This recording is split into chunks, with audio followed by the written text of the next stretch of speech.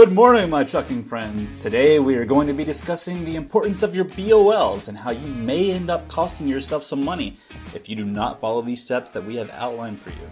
Many new or sometimes even experienced drivers are not aware of how important your bill of ladings, or PODs, whatever you call them, how important they are. This paperwork that you receive from the shipper and receiver basically acts as your receipt, proving that you did in fact make your delivery, so that you can get paid for the load. If you're not someone who has dealt with the customers directly, then you may never have given much thought as to what goes on with the paperwork once you turn it in. What many don't realize is that if you do not follow the appropriate steps, then you could have your pay deducted for simple things that are easy to prevent. We reached out to our colleague Jasmine, who handles all of the paperwork at ELE Logistics, and asked her for some tips on what she would suggest drivers should do to help prevent any fees. So, Jasmine tells us that for all truck drivers, being organized is the most important thing when starting each day. They need to be sure to create an organizational system where a checklist is being followed. At ELE, when a new driver comes on board, we tell them that when they pick up their paperwork from the shipper, they should go ahead and write on the top right-hand corner of that paperwork the load number that was assigned to them by their dispatcher. This will help them to keep track of that paperwork if there are any questions regarding that load. Drivers should ensure that they communicate effectively with their dispatcher to ensure he or she knows the circumstances they are dealing with on any specific load. For example, if your dispatcher tells you have to get a light and heavy scale ticket for the load and you don't do that, then that can result in a fine. Or if you are told that the load you are hauling is a blind shipment and you give the receiver the wrong paperwork or say something that you were instructed not to say, then you can be charged for that as well by the customer. Jasmine says when at the shipper, drivers should make sure they retrieve the correct paperwork by verifying the pickup and delivery addresses are correct along with the shipper's signature. There are cases where the shipper has given the driver the incorrect paperwork, and after the load is completed, the customer will try and blame this on the driver for not checking the paperwork that was given to them. So you definitely want to make sure that is something you are checking. When arriving at the receiver, be sure to use the scale if required and collect the receipts for the scale.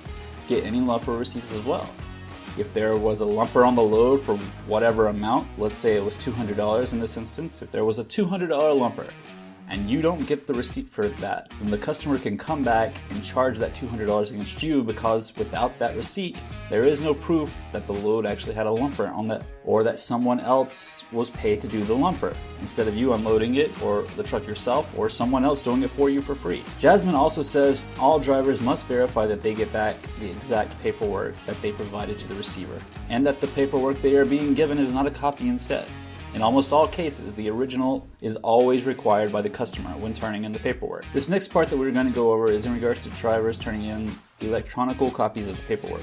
ELE's drivers currently use one of two apps to take pictures of their paperwork and send it into the front office. Those apps are Keep Trucking and Drive Axle. You simply use the app to take a picture with your phone, and that gives ELE a copy of the paperwork. With today's fast-moving society, this has become the norm in the trucking business, and if your company isn't already using it, you can be sure that they're going to be using it very shortly. To make things as easy as possible, as soon as the receiver's signature is written on the paperwork, you want to go ahead and submit the picture through whichever app you're using. In ELE's drivers' cases, it is Drive Axle or Keep Trucking. This will ensure that the front office will have the BOL and they can begin to start the payment process and avoid any delays. What many drivers do not realize is that because customers know this technology exists, they actually require an image of the BOL to be turned into them as early as 24 hours. If the image is not provided, they can charge a fee for not having it turned into them.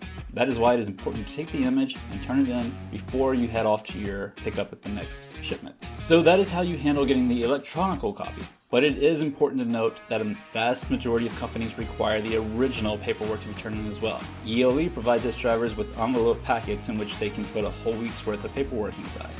There are spots to fill in the load numbers as well as the work week that the paperwork is in reference to. If you do not turn in the original and a customer requires it, they can either charge fees, or in some cases they can even refuse to submit payment for the load altogether.